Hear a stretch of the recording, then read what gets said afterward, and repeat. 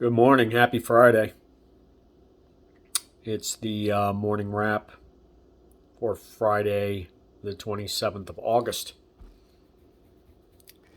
Today we're going to talk a little bit about college football.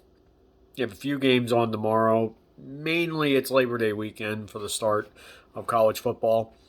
And no, we're not prognosticating. But we'll talk a little bit about the state of college football with a lot of the things that have happened recently, but also the college football playoff, as far as I'm concerned. There's a lot to say there.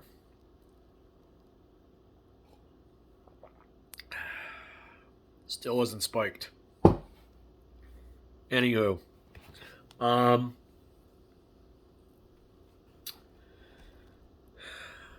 college sports in general, I think they need to do a much better job of extracting the people who want to be one and dones, whether it's college basketball, college football, particularly. Baseball is a different thing because of past commissioners. Um, Baseball has its own amateur draft. There's no one and dones. They're getting people out of high school just as much as they are out of college.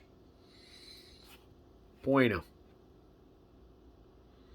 The issue is, when you go to basketball and football particularly, is there's no vibrant or hasn't been a vibrant minor league system that we can get the colleges bypassed. These guys that want to go right to the pros, give them a minor league system to plug into and stop taking the scholarship of somebody who wants to be in school for 4 years. College is not going to, they're not going to change due to financial interest. They're not going to change the one and done rules. They're not going to change any of the rules they have now because it's cash money to them. They don't give a rat's ass about the education of the kids, quite frankly. Not by the things that they've done. They can give you lip service. That's about it. But it'd be better if these guys don't even want to attend class. They don't want to major in basket weaving or projectile vomiting. Then maybe they just head over to the G Ignite League if they're in basketball, and just really put some money in under that, and really at the NBA level say, hey, we're not going to draft one and dones out of college. So if you stop, it's kind of like they always said about the drug situation in coming into the country. If we would stop the demand, the supply would dry up. Okay, same thing here. If the pro leagues would stop allowing the one and dones, it'd be over pretty quick. Especially if you give them a place to play where they can make some money. And actually the European leagues are starting to rip some people over. But they're more second tier players. Now football really doesn't have a minor league system of its own at all. Now they could use NFL Europe, but I think they need to, with all the money they have, maybe go out and buy up or have affiliate contracts with semi-professional or create professional teams in some of these underserved markets. As long as it doesn't cannibalize the NFL brand or the NFL attendance, etc., it makes a lot of sense. That way you don't have these guys going in for a year or two, or mainly 3. I'd like to see guys staying in for all 4. It also gives more guys a shot, quite frankly. So it would be good. So it's a little bit different in both sports, but a vibrant minor league system, well funded, with the intent of blunting the early the people going, leaving college early would help college sports. That was the point. It would help college in general. So, what else is going on in college sports? You got their ability to have to sell their likeness. That's helpful to them. The problem is that a lot of these kids that are going to have that are kids that are probably going to stay 4 years anyway. So I think the real answer was not to monetize their brands while they're in college. I think the answer really should have been to get them out of college. So they have no intention of getting a degree. None. They're not going to be there the whole way. They might get their degree when they're 40 after they're done with their career at the next level. They have no intention of getting their degree on time. So, what in the world? And it was basically because the courts forced their hand, and it's something they have to do. The colleges have to allow them to do. But I just think it's stupid. We want kids to make money in college. That's okay. Don't be in college then. They're making a lot of money. I mean, I can kind of see where, if you're going to be in college in this system, that's the thing you should be doing. You should be monetizing your brand. But not all the kids can do that. And it's going to saturate pretty quickly because there's a rush for people to do it. I don't think there's enough room out there for a large majority of them to get anything. I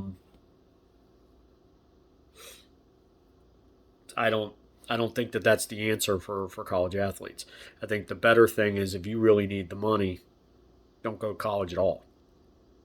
If you can get an equal shot, you're one of these diaper dandies, you don't want to go to school for 4 years and get that exposure that college gives you, and you need the money right away, go to the G League or whatever the NFL's equivalent would be and go from there.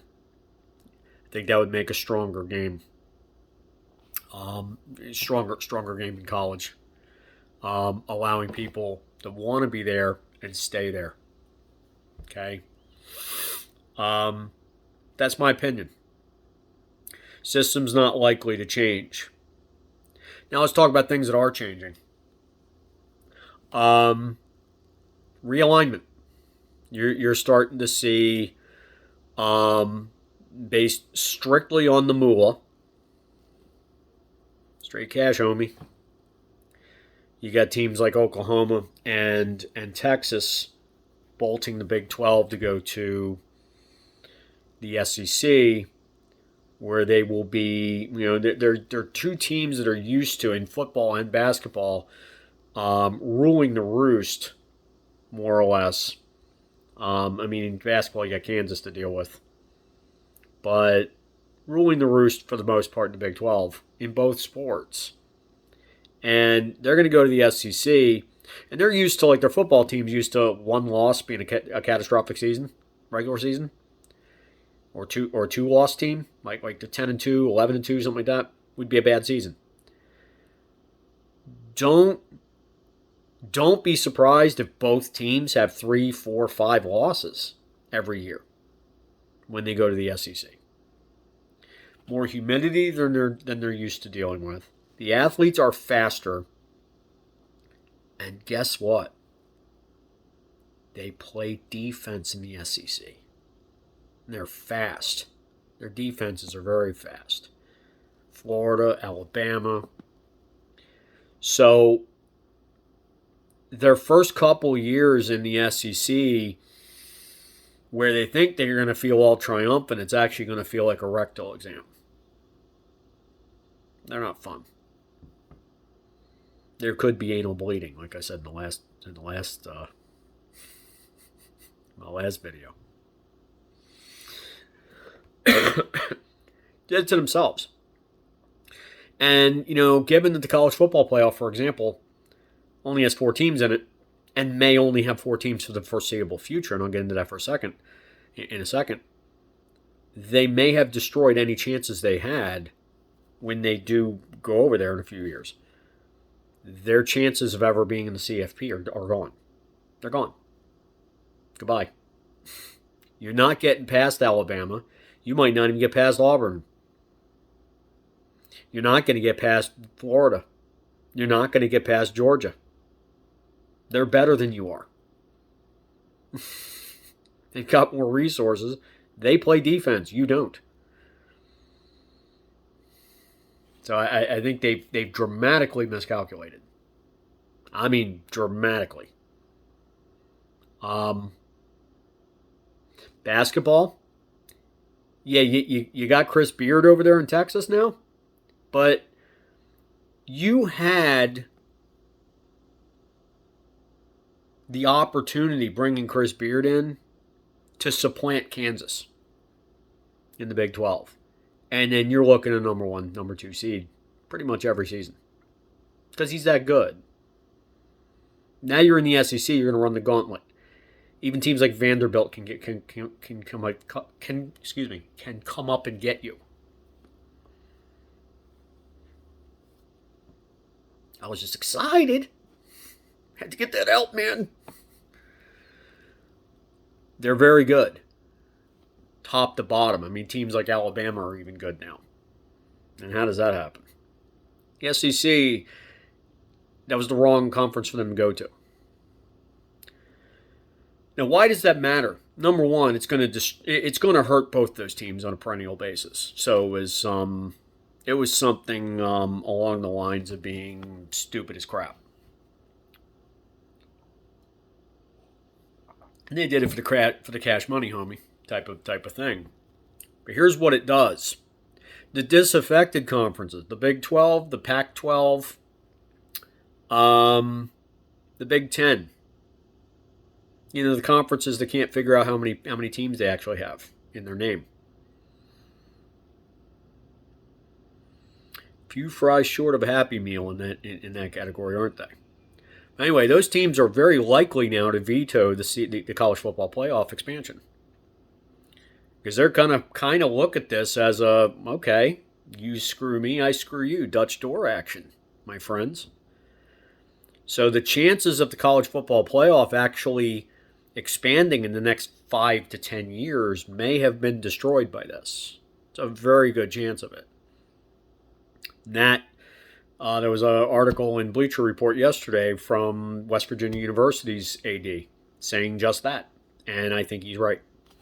And it's sad because the college basketball, March Madness started with I believe it was 16. Okay, I played a long time at 32. Now it's 66 teams that do a play-in to 60 or it's 68 that plays down into 64. That's a lot of teams, isn't it? College football can do that.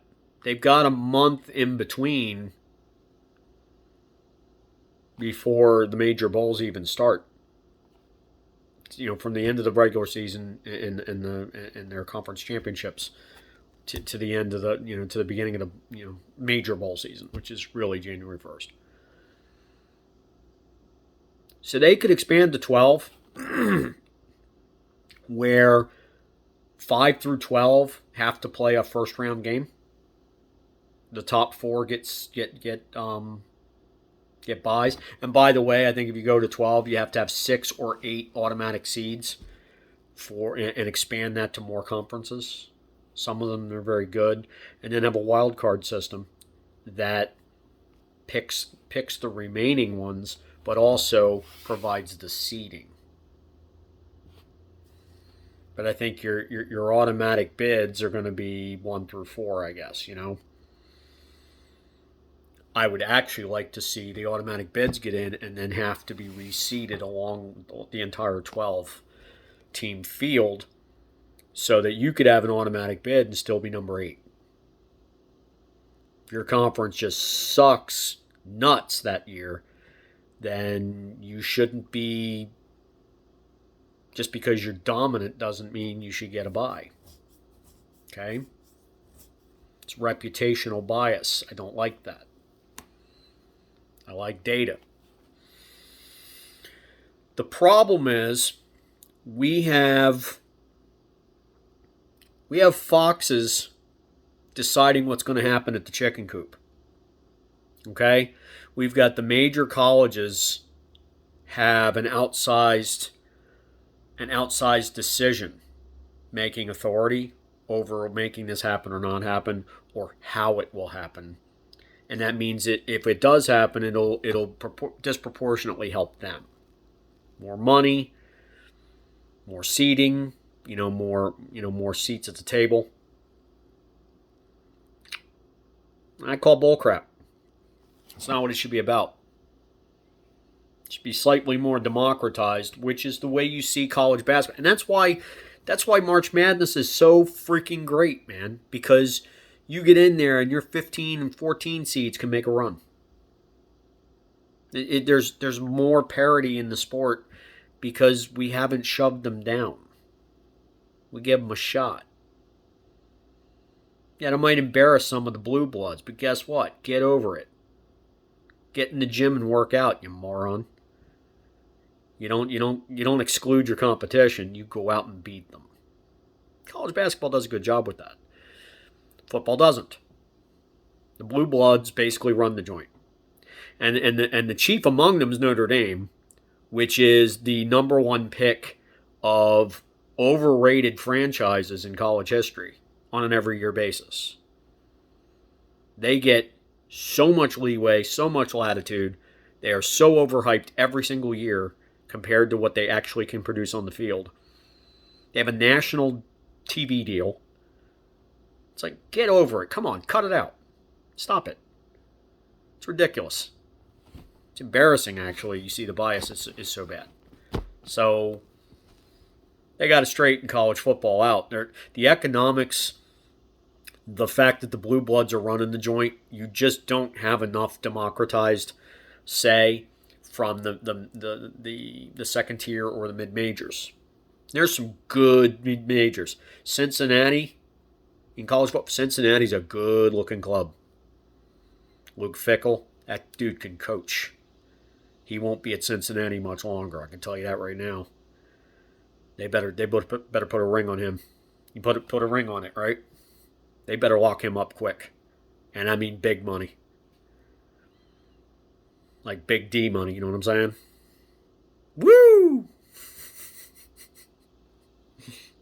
Yeah, I went there.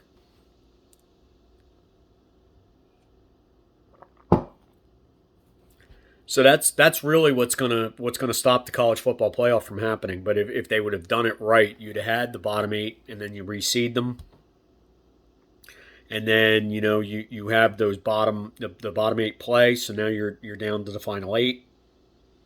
You have a quarterfinal, you have a semifinal, you have a final, and you're done. You have a better chance. Now I also understand that there are years where, pretty much every year, where there's maybe one team, not 3 or 4, that are left out in the cold according to the punditry. But I got a little bone to pick with that. That's presuming that you have to be a blue blood to have been excluded. Right?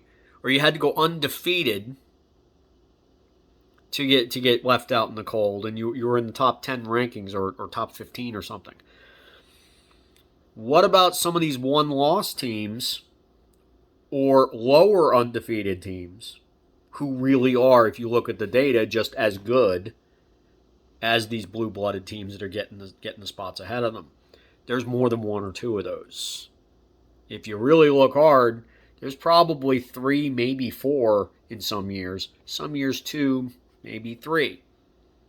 So I think you get to 12 when you got either 6 automatic bids and 6 wild cards, or you go 8 automatic bids, which is probably where you'd go, and 4 wild cards. You got 4 wild cards. You spread them around based on their based on the metrics that you've actually predefined. Look at the data. Right? That's what you should do.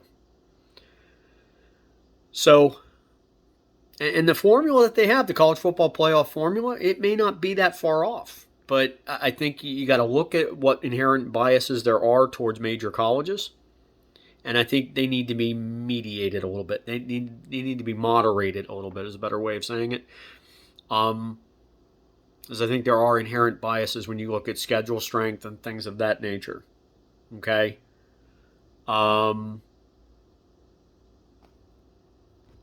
There's You're basically saying if it's a Power 5 conference, it's a better game that you're playing against somebody. Not necessarily.